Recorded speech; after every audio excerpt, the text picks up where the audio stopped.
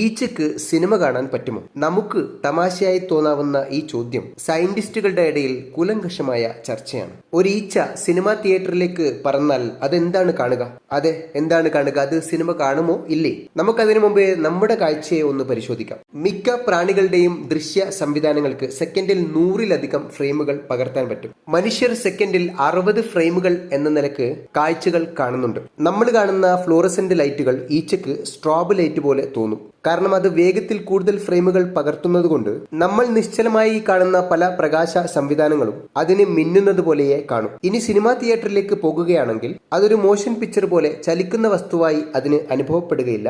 മറിച്ച് സ്പീഡിൽ കറങ്ങുന്ന ഒരു സ്ലൈഡ് ഷോയായി മാത്രമേ അതിന് അനുഭവപ്പെടുകയുള്ളൂ. അതായത് പല ചിത്രങ്ങളുടെ സ്പീഡിലുള്ള വെവ്വേറെ ചിത്രങ്ങളുടെ മോഷനാണല്ലോ നമ്മൾ സിനിമയായി കാണുന്നത്.